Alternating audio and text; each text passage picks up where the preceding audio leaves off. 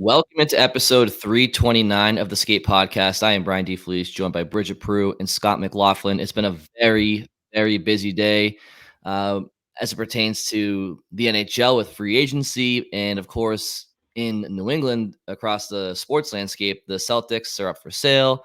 Jason Tatum has signed his new max deal, which Scott had to kind of ferociously just cover before we hopped onto this episode. So if there wasn't enough going on already, I mean, Monday got a whole lot busier. The chances of us getting through a whole podcast without anything crazy happening feels very slim today. It has just been one thing after another, whether Bruins or Celtics, especially. Yeah, I feel like the Celtics were. And in New England, by the way, Karen Reed mistrial, hung jury. So yeah, no, everything's all out of whack today, right? Just a little bit. But the funny thing is, we spent most of our last podcast talking exactly about the two players that the Bruins ended up adding. So the rumors in this case were very accurate. The Bruins end up getting both Elias Lindholm and Nikita Zadorov, and we're going to talk a lot about them this episode. But yeah, to me that's funny. But then you look around the whole league, and everything has just been turned upside down. There's been so many moves made today. We were saying right before we get on here how active today was. I kept refreshing, and it's like every time I looked at my phone, something new. And of course, the Bruins brought in those two players and more, but smaller moves. But they also lost a few guys that have been part of their team for a while. So I don't know where you guys want to start with that, but. Well, I think, Scott, just go ahead and rattle off the official transactions to start, maybe. Yeah, that probably makes sense. So center Elias Lindholm, 7 years, $7.75 million per year. Defenseman Nikita Zadorov, 6 years, $5 million per year. Max Jones, forward, 2 years, $1 million per year. And then the rest. So Jones, he'll probably make the team is going to be my guess. Like he's a player. And then the rest are depth, kind of swing guys, Providence Bruins type depth. Riley Tufte, 1 year, NHL cap hit, $775,000. Cole Koepke, 1 year, two-way contract, league minimum. Jordan Osterley, defenseman who's played some NHL games, 2 year, two-way contract, $775,000. Billy Sweezy, local kid, played at Yale, 2 year contract, two-way, $775,000. Yeah, I used to broadcast his games a while ago. And forward Jeffrey Veal, another 2 year contract, NHL cap hit of $775,000. So that's the whole list of Bruins moves there. Obviously, though, Lindholm and Zadorov, the big ones. Yeah. So, and Bridget mentioned it a minute ago, a very active day in the NHL free agency wise. I think it's probably the most active as it pertains to big names moving around the league as I can remember in quite some time on a July 1st. But we'll definitely kind of go over the landscape of today's free agency as it pertains to other teams around the league. But Bridget, Scott, let's just keep it right now, obviously, to the Bruins. And quite simply, how would you grade the Bruins day one of free agency? I guess I'll go first. I think obviously they had a need for a number one center.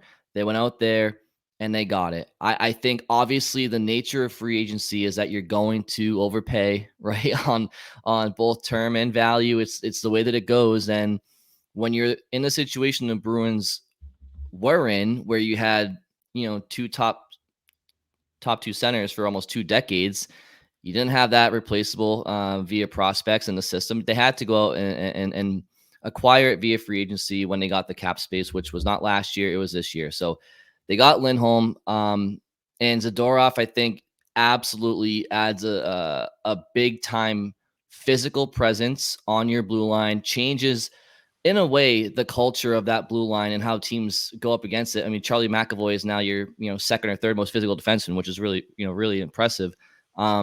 What the Bruins didn't acquire was any true NHL caliber, NHL ready secondary scoring. So for that factor alone, and we'll go into Don Sweeney's plan going forward regarding secondary scoring.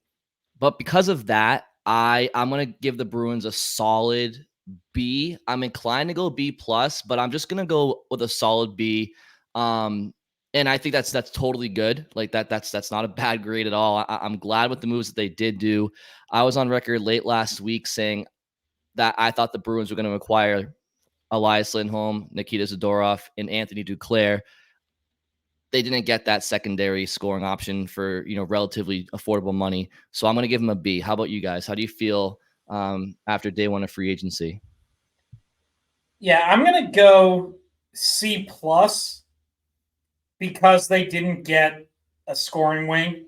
And I think, and this is a little bit what I was worried about when we talked about the Allmark trade and taking that Korpisalo contract back, is you didn't have that extra $1.5 million to $2 million to play with that, wouldn't have gotten you a star by any means, but there's some pretty good players I would have liked that went for pretty reasonable amounts of money. Anthony Duclair got $3.5 million a year from the Islanders. Warren Foegele got $3.5 million from the Kings. Victor Arvidsson, who I thought was a really interesting player for someone to take a chance on coming off an injury, got $4 million a year from Edmonton for 2 years. Stefan Nason, who had a really good season in Carolina, got $2.75 million a year from the Devils. I thought he was going to get more than that. So, those are all players that, again, wouldn't be like the bona fide high-end scorer where you're like, all right, wow, the Bruins offense is really taking off. But any one of those would have been a nice piece to me that would have helped in your middle six. And the Bruins really didn't have that money to play with.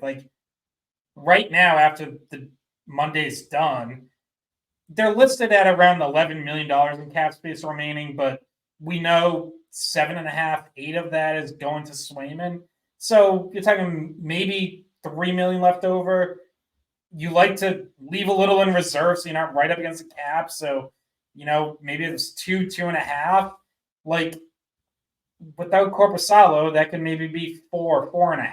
And, so it on the day itself, just in terms of the deals that Sweeney signed, I like both deals. I actually don't think they really, again, acknowledging that you're always a little bit uncomfortable with free agency deals. I don't really think they overpaid that much for either. Especially when you would hear some reports of Lindholm potentially getting into the 8s or Zadorov getting 6. Now they got Lindholm in under 8. They got Zadorov at 5 a year. I'm okay with that. But to me, it's more the bigger picture of they still weren't quite able to do everything. Well, I mean, to answer Brian's specific question though, grading just the free agent signings, not taking the Allmark stuff out of it, which obviously we need to factor in later. But if you're grading just on what happened today, I agree with Brian. I would say B because you got the best center available. That was the guy that they want. Think about it. Those were two of the guys they wanted. Other teams weren't able to steal them away by offering them more. They were able to get deals done that they were comfortable with and get the players that they wanted, at least in those two circumstances. And it had been well reported. I mean, even in Don Sweeney's press conference, he called it a 2-year pursuit of Elias Lindholm. And he said that he had, when he was originally drafted, they identified him as somebody who had Bergeron qualities. So that's a guy that they really were high on and that they got, and they didn't get for, an outlandish price that they ended up with, less money to work with somewhere else. The reason they have less money to work with isn't because of the deals that they made today, because I don't think those are unreasonable. It comes from the Korpisalo contract. And I was thinking to myself today too, I was thinking okay, they have this gaping hole now, second line right wing. DeBrusk is gone. He's in Vancouver now. He's gone. We can talk about some of the guys who left a little bit later on after we finish talking about the guys they added. But you have this hole left and you only have about $3 million to fill someone. And you're looking to try to fill a top 6 or a middle 6 role with a guy that you can only spend $3 million on. If Swayman gets 8, right? So we're kind of doing the math with assuming Swayman gets right around $8 million, which, by the way, some people are freaking out because Swayman's not signed yet. But there's just, in terms of grading today, the Zadorov and Lindholm, I say B. Yeah, and for the reasons you said, Bridget, the Lindholm was the top center on the market, and I think that Zadorov was a highly coveted free agent. I think he's probably not talent wise. I think Cale Makar is probably the least fun defenseman to play against talent wise because of how he skates and nobody can touch him. But from a physicality standpoint, Nikita Zadorov is probably number one on every forward in the league's list as far as like most intimidating defenseman to play against. When he's on the ice against you, keep your head up. And Zadorov is not simply just a physical guy. Like, he actually can move the puck. He can provide offense. He's a good hockey player too for his size and stature. He's not like the troll from Harry Potter out there. Like, he can play hockey too. So he's kind of the best of both worlds. And Scott mentioned it, at $5 million. It's a good price. I think that, yes, clearly the Bruins have a need for scoring on the right side. Beyond David Pastrnak, there is really not much there. Certainly not at a top 6 level. And so I think, I think Don Sweeney knew that they weren't going to address all their needs via free agency. He said that in his most recent availability before today. And he did prioritize going out to get Zadorov. I think that it's kind of a situation where one hand feeds the other. I see a lot of people saying, well, defense wasn't the issue last year. It was scoring. Why are they going after a defenseman? I do think, offense starts 200 feet from, the net that you're scoring on. And I think if Zadorov can help solidify that defensive coverage and that D zone play and help the team transition and play more north, then it kind of helps in that sense. But there's no doubt about it.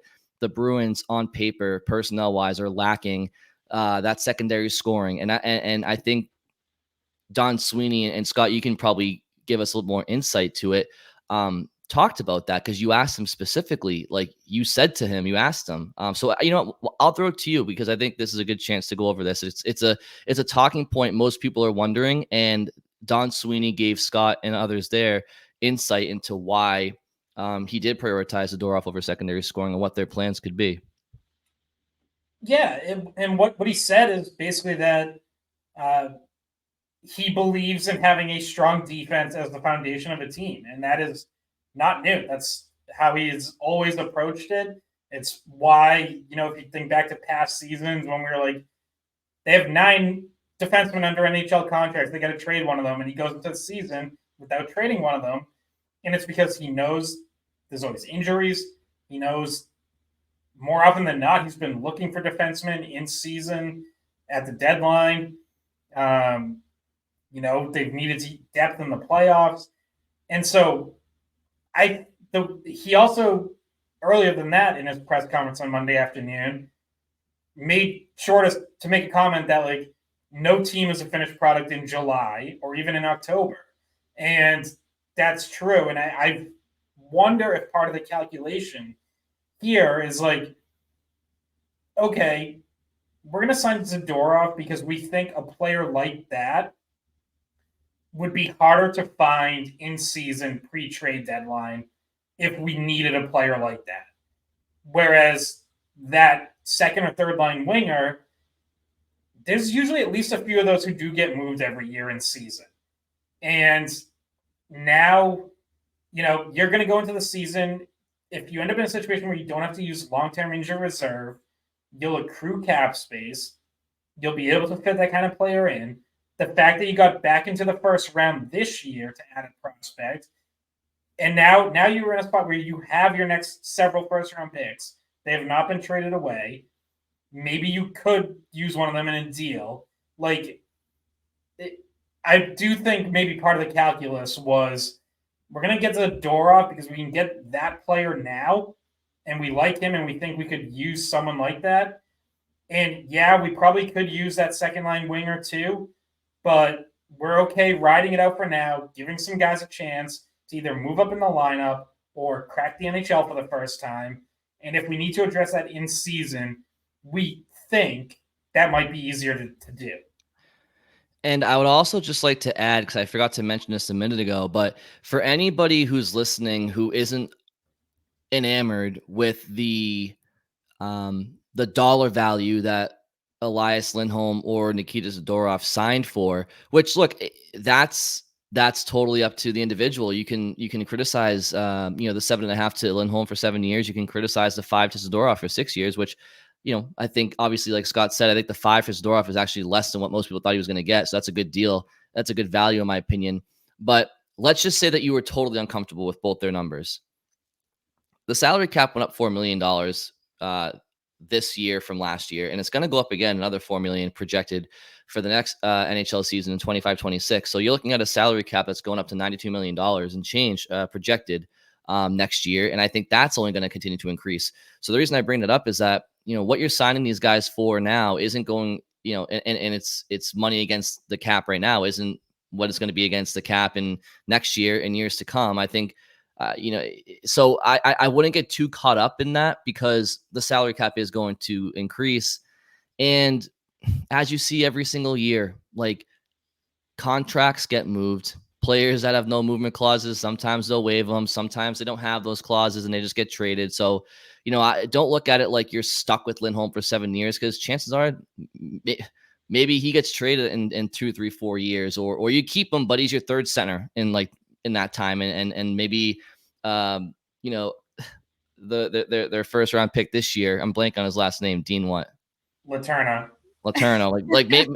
Maybe he's a first line center in 3 years, and Lindholm's your 3 center. Like, and Coyle's not here. You just never know how things shake out. So I think ultimately they address needs right now, and they deserve credit for that because we'd be killing them right now if they didn't get Lindholm. So I do think they deserve credit for actually finding a way to get the guy and being that high bidder, I guess the only reason why, like, if people want to know why we graded it like a B rather than an A, like, because we're saying these are 2 good signings, and the reason is what they didn't add, which is something that they didn't have the cap space to add, which was that second line winger.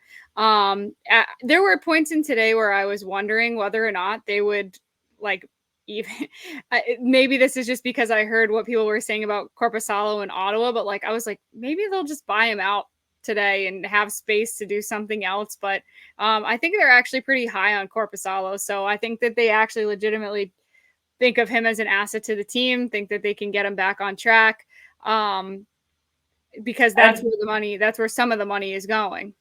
I don't think they're high on him. Not saying high on him, but they would rather have him than they would Brendan Bussey or a guy that's going to be on a rookie contract that they don't 100% trust. Yeah, I just think that they're not as low as fans. They think they can get him on track, whereas I think a lot of fans think it's a lost cause and just a complete waste of money. And if the Bruins did think he was a lost cause, he probably wouldn't be in Boston in the first place. But certainly they would have tried to do something with him today, potentially to open cap space, I think. So I think he's going to be here. I don't think they're planning on trading him, waiving him, or not waiving him, buying him out. So yeah, that's where some of the money went. And then obviously they don't spend on some of the guys that were on the team last year that were free agents. Matt Grzelcyk goes to Pittsburgh. Heinen, Forbort, and DeBrusk go to Vancouver. I don't believe Shattenkirk has signed anywhere yet. No. Riemsdyk has not signed yet. Yeah. What else? Pat Maroon went to Chicago. Yep. Along with a couple other former Bruins, Tyler Bertuzzi and Craig Smith, both ended up there as well. I guess no one really asked Sweeney this. I was thinking about it, but we just sort of ran out of time. I'm assuming the door is closed on Shattenkirk and Van Riemsdyk, but I guess until they actually sign somewhere else, maybe not 100% closed, but I wouldn't expect anything to happen with those guys. Yeah, those are kind of the guys that found themselves on the outside of the lineup a few times towards the end of the season and in the playoffs, and they're both in the same point of their career where they're getting older. They're and especially when you look at Shattenkirk, when they signed Zadorov, they already have their top 7 guys for next season. So Shattenkirk would be number 8 in Boston. Probably doesn't want to do that. Wouldn't be a regular in the lineup. So he'd have to find somewhere else that wants him, that's going to give him more playing time. Presumably that's what he would be looking for. either that or, even maybe retire. I don't know if you guys want to talk more about Zadorov and Lindholm, maybe where they fit, and then we can talk about.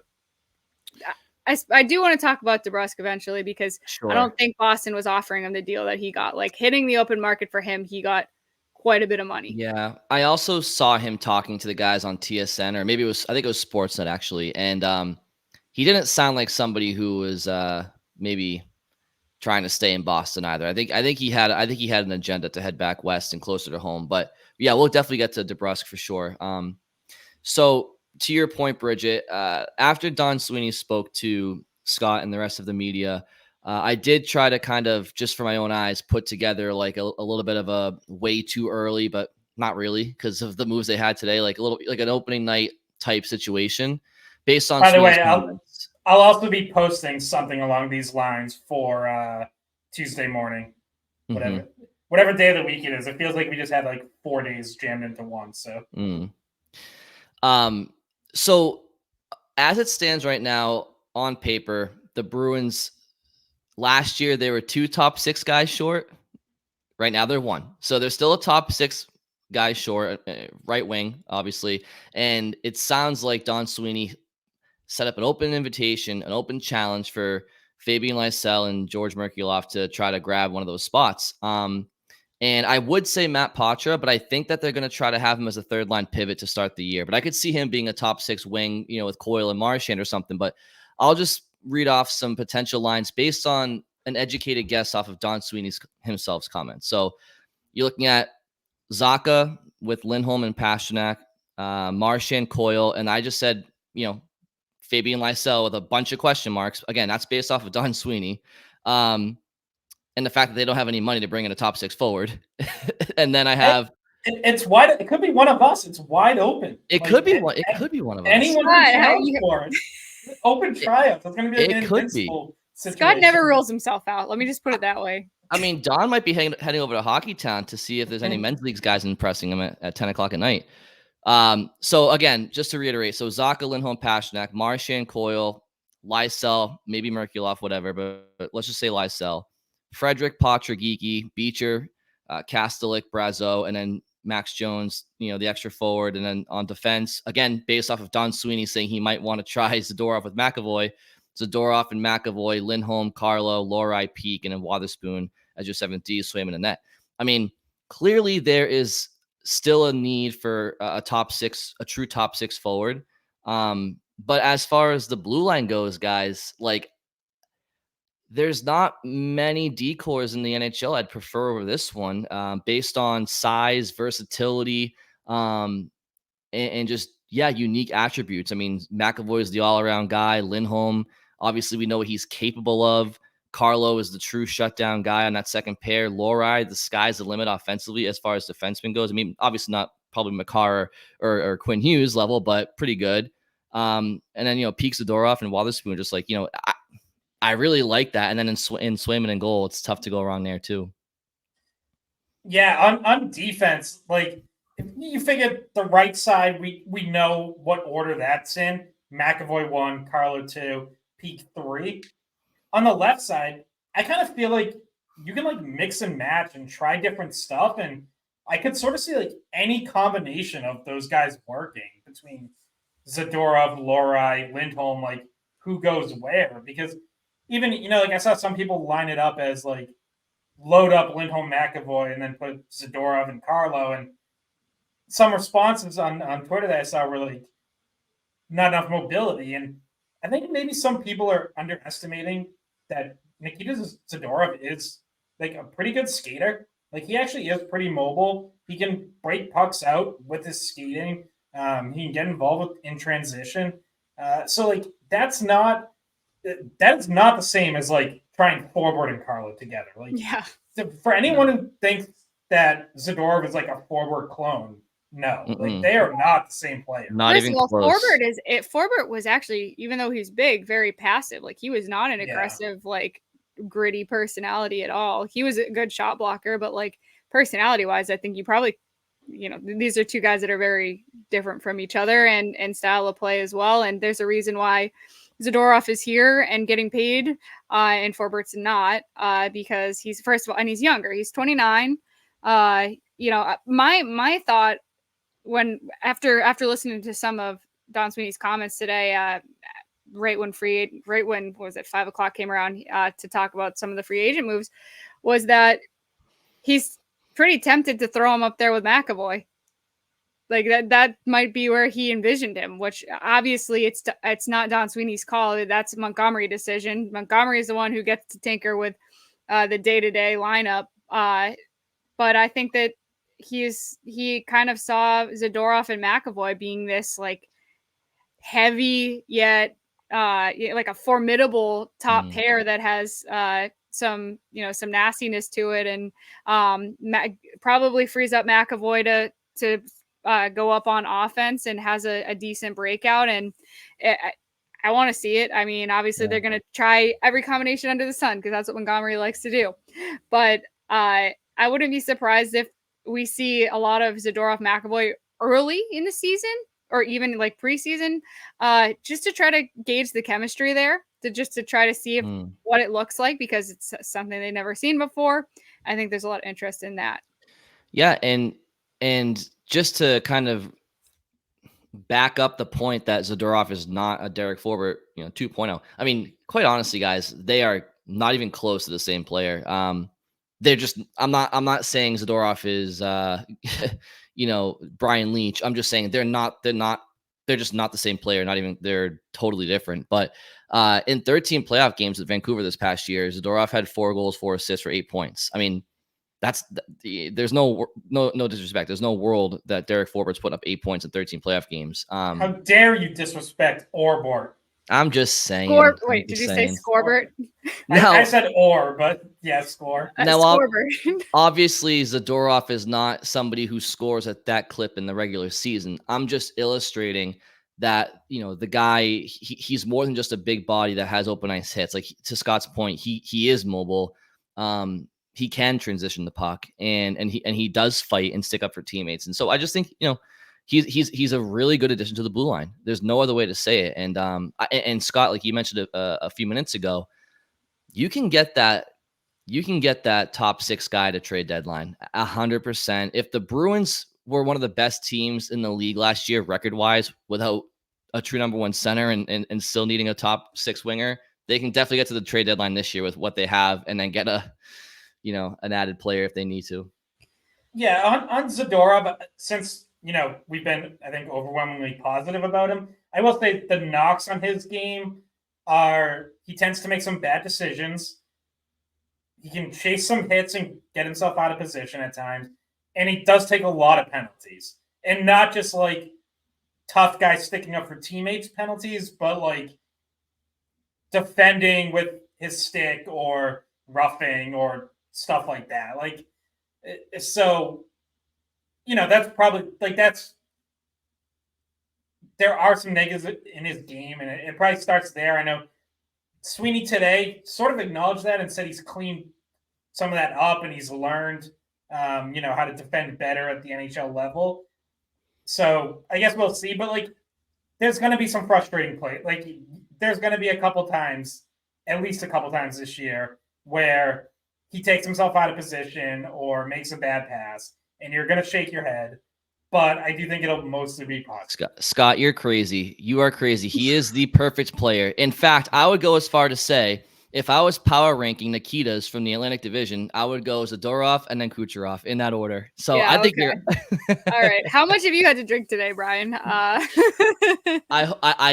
feel like I shouldn't have to say this. I hope people know I'm not being serious, but in any event, you never know. Well, what I would say to that is, or not to that, but to what Scott said is, Scott's saying he might have some frustrating plays. Just be ready for it.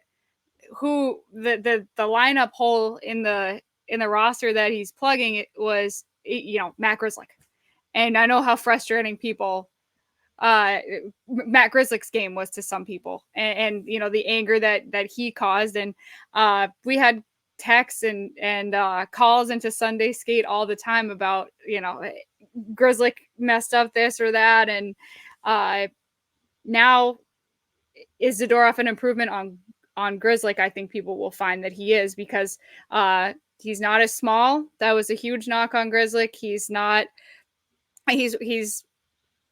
easily bumped off the puck, which were some of the main reasons why not as small. Bridget, he's like a foot and a half taller.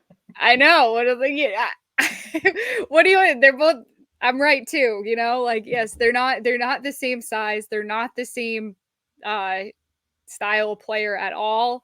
So if you're getting frustrated at Zadorov, just remember, like, all right, you may have been even more frustrated with the way Grzelcyk might have handled it. Well, and you're only paying Zadorov like 1.2 million more than you were Grzelcyk, maybe a little bit less. So, it'd be one thing if the Bruins signed Zadorov for like $6.5 million, right? And people are like, what do they do?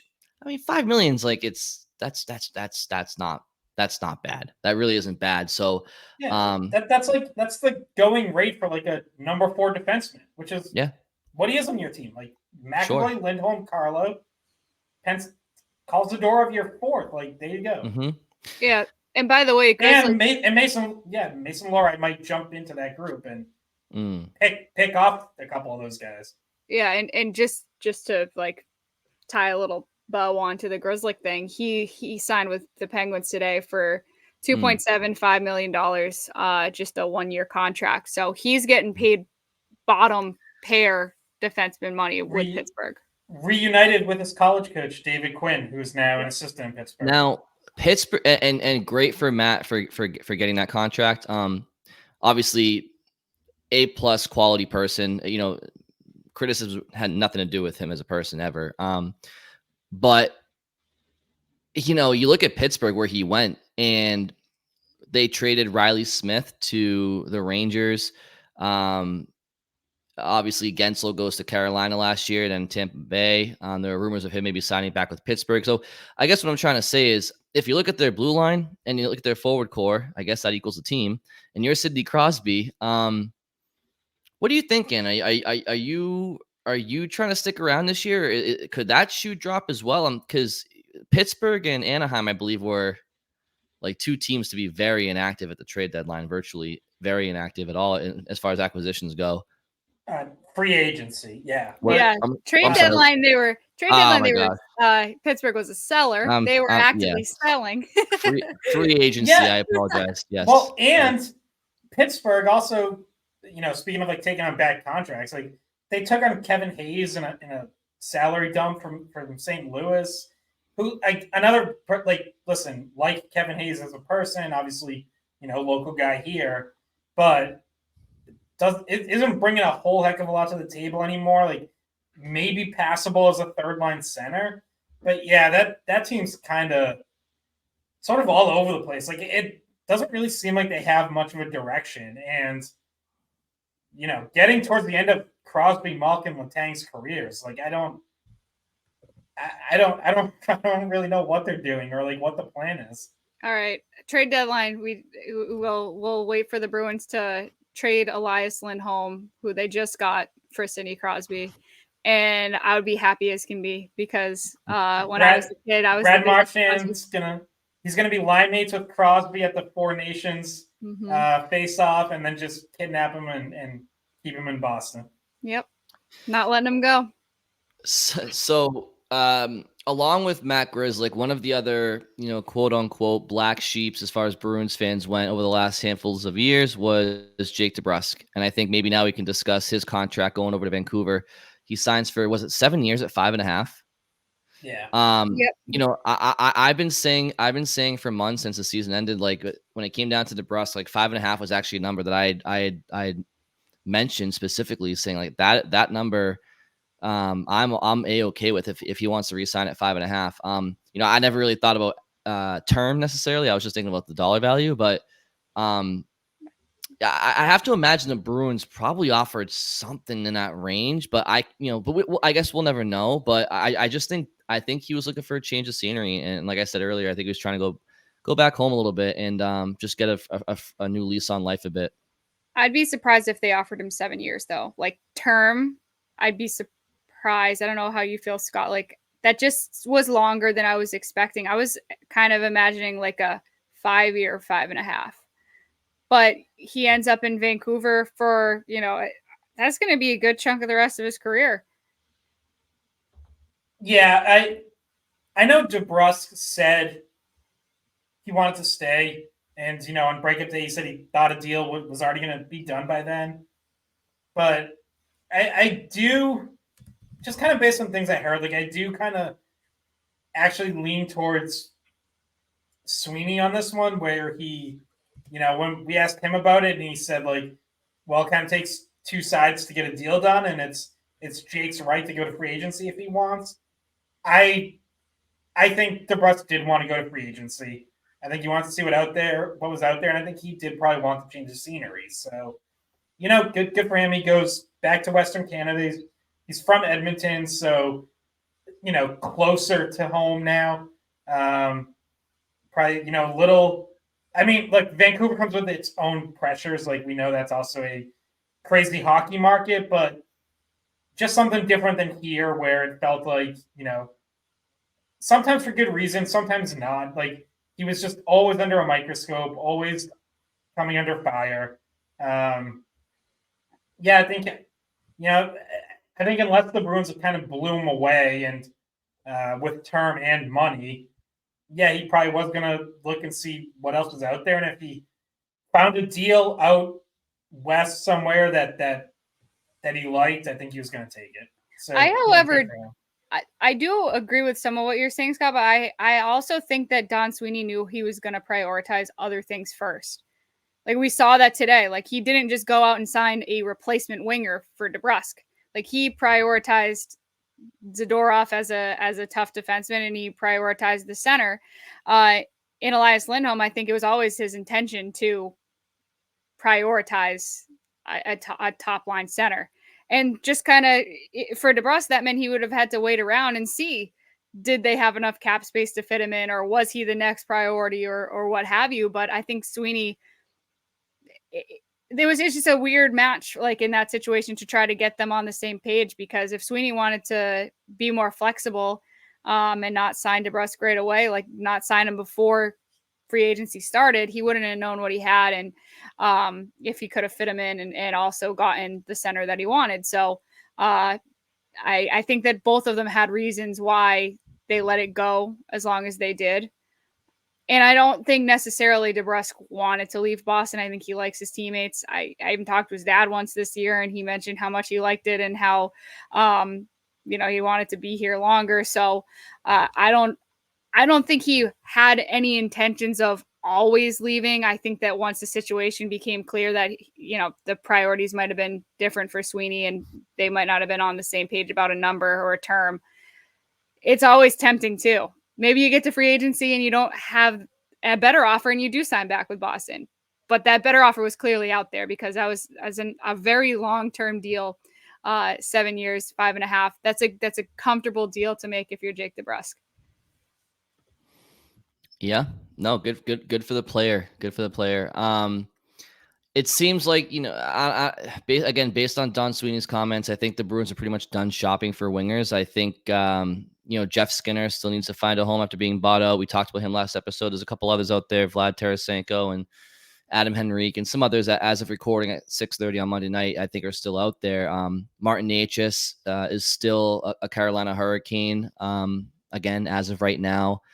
So there's still some shoes probably to drop, but based off what we can go off of right now, it looks like the Bruins are going to try to go young, at least give guys a chance.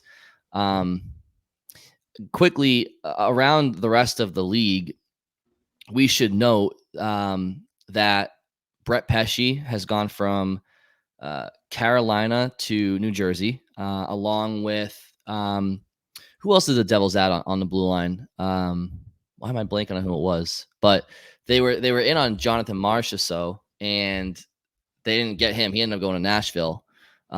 So the Devils quickly turned their attention to Brett Pesce, which is a good addition. Yeah. Leaves Carolina. And Brendan Dillon. That's the other one that Bruins fans had interest in. So New Jersey gets tougher on the back end. Steven Stamkos goes to Nashville alongside Jonathan Marchessault. They join Ryan O'Reilly and Philip Forsberg. and some others. So Nashville is going to be pretty competitive. How do you guys feel about Steven Stamkos's departure from Tampa Bay and how that all unfolded? Are you surprised by that? He's out of the division for the first time in his career. I actually think early on in his career, I think he was in the Southeast Division, which was not where the Bruins were, but you get my point. Yeah, Nashville also got Brady Shea, so they were like all over some of the top guys. Re-signed Alex Carrier. I think UC Saros, new contract. They obviously didn't trade him away. So yeah, I mean, Nashville really loaded up. Those two, them in New Jersey, and I guess Chicago, but they, kind of keeping it towards like playoff contenders. How about Seattle too? Want to throw them in there with Yeah, Montour and Seattle Stevenson? got Montour. I don't like that Stevenson contract, to be completely honest, but okay. At least in the short term, he makes them better. Mm-hmm. But yeah, most of the team, like Nashville was really the only playoff team, possibly besides the Bruins, that like really meaningfully upgraded. Everyone else was non-playoff adding, and then the playoff teams, some of them made some big splashes, but had to give up a lot to do it. Like Tampa gets Jake Gensel, but at the cost of getting rid of Stamkos and Mikhail Sergachev. So, and probably a couple other pieces that are going to be gone there as well. So, yeah, the Rangers really didn't do much at all. Like if you look at some teams that just didn't go or haven't been as active yet, the Rangers are one. They only signed Connor Carrick. Like that was as last I checked. And they traded for Riley. They traded for Riley Smith as well, but that's obviously a trade. Yeah. So, yeah, there's been some that are underwhelming, had underwhelming days, I guess you could say. I mean, we were talking about this beforehand. Anaheim, just as far as we have seen so far, hasn't done anything. I have no idea what Anaheim's doing. They have $33 million in cap space just sitting there. I don't think they've used a dime of it today. Maybe a minor league deal, but they have a ton of young prospects and really young, promising NHL talent. But you still have to sprinkle in some veterans at some point. There's also a salary floor you have to get to. So, True. They can't just leave $33 million open. So you would have thought, like, at least if they didn't have plans for a big free agency, you would have thought they'd be taking on bad contracts and accumulating draft picks. Yeah.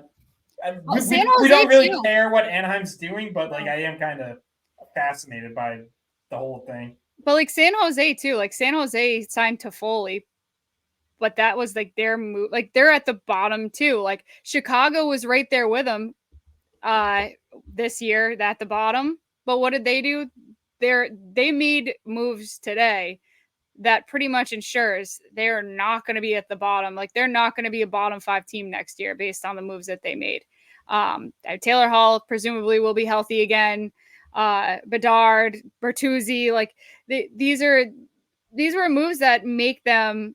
They're not going to be drafting number 1 or number 2 overall next year. Is what I'm saying. Like they got their guys at the top of the draft, and they're kind of on the upswing. And for those wondering, elsewhere in the division, the Panthers, they've just lost a few pieces. They lost Oliver Ekman-Larsson to Toronto. They lost Matt Lomberg to Calgary. They lost Stenlund, I think, like I said, to Utah. Most importantly, they kept Sam Reinhart. Of course, that was a big re-signing. Of course, and that shouldn't be unsaid. But but again, yes, but they kept him, and then they kept him, and they lost other key pieces. But Toronto, they bring in Chris Tanev. They re-signed Wall, the goaltender. They bring in Ekman-Larsson, and a couple of names I don't really even necessarily know who they are, but not a ton of movement. And Scott, I know you don't like the Tanev contract. He's been somebody who's been sought after by playoff teams for a couple of years now. Yeah, I like the money on it, but he's 34 years old and he has an injury history.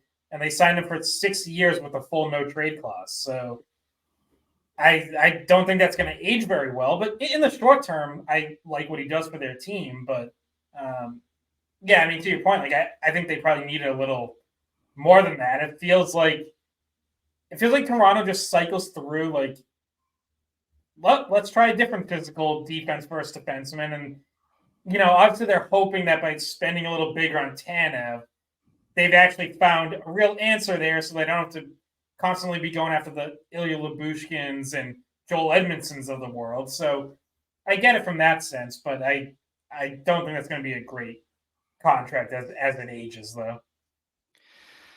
I saw a picture online today of the Bruins team photo from 2022-23 when they obviously broke the regular season wins and points record. And in the picture, individuals were they were like not blacked out, but they were decolored, I guess, into like black and white to signify if they were no longer on a team. Guys, we're only 2 years, a full season removed from that team, and I think you're left with like 5 or 6 players. It's Marchand, Coyle, Pasternak, Zacha, McAvoy, Carlo, Swayman. Lindholm. It's not a lot. It's been a lot. There's been a lot of turnover on this team since that first round exit to Florida. Frederick, did you say Frederick? I did not say Frederick, so yeah. Frederick is still there as well.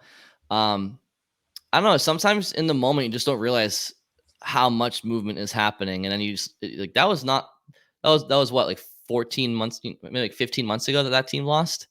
But anyway, Bridget, Scott, is there anything else you wanted to discuss? I know we've kind of jumped around the league here. We've talked a lot about the Bruins, obviously the first 35 minutes of the podcast. So I'll give this to you guys if there's anything else you wanted to discuss. I guess it's worth maybe touching on just a little bit. Max Jones as, further down the lineup guy, but I mentioned off the top, like 2 years, $1 million a year is, that's a little bit more than like your league minimum two-way guy. I do think he's going to be on the team, and he kind of plays like a really physical, aggressive, forechecking style. He's a player I think fans are going to like when he's in, and he'll be a guy who can be like that swing kind of 12th, 13th forward. Again, ideally to me, like he's the 13th forward, and you have enough above there that he's not playing every day. But I guess like if you want to think about it this way, he's basically the Lauko replacement, and he's bigger than Lauko. So just wanted to like briefly just bring him up because of the whole rest of the pack of everyone else they signed. Like he's the one who might actually have an inside track to being on the opening night roster. Yeah, and like just talking about fourth line pieces in general, today we saw some other pieces shake out, right? Like Maroon's gone. Lauko got traded on draft day, like we've talked about. Boquist didn't get a qualifying offer. So those 3 guys that were rotating in on your fourth line at different points last season are all gone. So you were in need of adding that extra forward or a guy that may be a regular day roster guy, as a a depth piece. Okay, well, yeah, guys, I think I'm good. I mean, I think that obviously there's more shoes to drop as the offseason goes along. You never know of a potential hockey trade. I see people, mentioning to me that they want Zacha or Coyle traded or Hampus Lindholm or this or that. You know what, guys? There's been so much speculation in the last few months. I'm just done now. Like now that free agency is come and gone, at least day one. I can't handle any more rumors. So until something's concrete, I'm just going to assume that this is their roster going forward and until training camp. And I think that they have a very competitive team. I think that they have improved the middle of the ice, obviously, and I think they've improved their blue line. I think there's still some to be desired, obviously, on the right side, certainly at a high-end level. But again, Scott mentioned it. That doesn't have to be an October 10th solve. That can happen as you go along, and I'm sure it will. In the meantime, give competition to some younger players that it's now or never for them, I think. And there's nothing wrong with internal competition, especially when you consider the fact, like I just mentioned, that the team the Bruins ice in October is not entirely who they'll be icing if and when they make the playoffs. So just know that. And Scott mentioned it; it's never a finished product in the fall. So I think they took some steps. They filled some holes they had to. And so I commend them for that. And I guess we'll see how the rest plays out. Yeah. And then forward looking, like what to expect next. Obviously, still waiting on a Swayman contract. From what I'd seen, it's not necessarily something going to come like very soon. Like it could take till later in the summer for that to get done.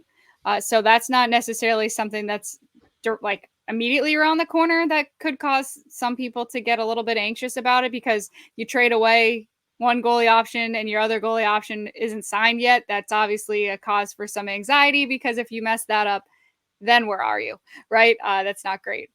And what's on the immediate horizon here, rookie development camp continues to go on. Scott, I know you were there a little bit today. Are you going to be around for that at all the rest of this week? Because I know it goes till 4th of July. I will be there every day. And just some, I guess, takeaways from first day of development camp quickly. Matt Poitras was on the ice. He was out there. Now, kind of like the veteran leader of the development camp group, because he's played in the NHL, and I think this was the 3rd development camp he's been at. But we talked to him after, and obviously he had season-ending shoulder surgery. He said his recovery has gone well. He feels good. He's shooting pucks. He has full range of motion. He said he's already put on 8 to 9 pounds and plans to continue to get stronger throughout the summer, because that, as he said, was an area he identified that, there were times in his first NHL season at age 19 that he didn't quite hold up physically and sort of got pushed around by guys. So he is working on that. And then the other takeaway was it was the first chance we got to see Dean Letourneau, first-round pick, at anything Bruins. And today was just skill drills, like it was just skating skill stuff. So it's hard to get too much of a read on anyone. But I will say on Letourneau, just watching him, like they were doing a couple really kind of small area skating drills, like just quick footwork stuff that I thought he was struggling with a little bit. And I was like, ooh, like that does look like a little bit of the uncoordinated big guy type thing. And then they did more like small area drills with pucks. And all of a sudden he got a puck on his stick and he was like flawless. And I was like, maybe he just needs a puck on his stick to like have good footwork. Like I don't know. Like, but it was just kind of funny to see where it's like my first impression was like, he's struggling a little. And then you got a puck on his stick and it's like you see everyone else struggling and puck would slide away or whatever. And he's just like going around the cones and sticks perfect. And I always like watching the behind the beat of rookie development camp, because they have like the team building day, and they have like, you just get to see some behind the scenes stuff from some of the younger guys that you don't have an eye on for most of the year. So it could be, I'm looking forward to that episode coming up and seeing what they do. And Poitras and Letourneau are roommates right now at the hotel around the corner. And Poitras was asked like his early impressions of him. He's just like, he's big. That's what yours were too, Scott. You had a nice little observation up there too. What Poitras needs to know is like, does he know how to cook? Like, as far as we know, that Poitras was still learning how to do that this year. A lot of Grubhub. A lot of Grubhub for that hotel room. A lot of ramen. I don't know. Yeah. a lot of hanging around Warrior long enough to get your meals there. Right. Yeah, exactly. I would also add, guys, quickly that as it pertains to the four nations face-off, I think there's another Bruin now that's going to be playing in that tournament, which would be Elias Lindholm for Sweden. Was not among the 6 names mentioned for Sweden, but I would imagine that he's cracking their top 12 forward. So, barring any injuries. So there's a 75% chance the Bruins going to win that tournament, if my math is correct. Any Finns? any Finns on that team? No Finns. No Finns. No more Tuukka. Jonas Korpisalo? He might. Will he make it? Oh. I haven't looked at Finland's goalie situation, so I don't know. Maybe. Okay, yeah. So obviously Scott is going to have all the dev camp coverage. Yeah, since I was just thinking of it, like, because I was talking about what Potter said, we did also talk to Elias Lindholm and Nikita Zadorov, and we haven't touched too much on that, but just a couple little takeaways there. Elias Lindholm said he's good friends with Joachim Nordstrom, former Bruins, and said he actually talked to him a bit about Boston and the Bruins, and just sort of reinforced his belief that this was a place he wanted to be. He obviously knows Hampus Lindholm from Sweden national teams too. They're not related, in case anyone hasn't gotten that yet. And Zadorov's good. Like for people who might not know yet, he's just an entertaining, good interview. Anyways, and so like we in the media are gonna love him, but I think fans will too. He said that in other stops, his teammates have called him Big Z. And he was like, please don't ever call me Big Z again. Like, Zdeno Chara is someone I idolize, and I'm not even half of him. So, like, that was I think a good note to strike in his introduction to Boston. Yeah, no, I don't think anyone here would call him that just because Chara is not that far removed from here. And even if he was, I think that people probably wouldn't want to take that. You'd be surprised by the audacity of NHL social media handlers. They sometimes are tone deaf. We're not talking about them, all right? We're not talking about them, but yeah. All right, well, everybody, hopefully you enjoyed the chaos that was day one of NHL free agency. I think it safe to say it slows down a heck of a lot from now throughout the rest of the summer, but you never know if anything happens, trades or whatnot. But if they happen, we'll obviously be here to discuss it. So thank you all for listening. Bridget, Scott, any final points? Nope. No? All good for me.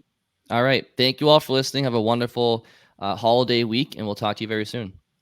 Hey, guys. Thanks for watching the Skate Podcast. If you want to see more of our videos, visit our playlist.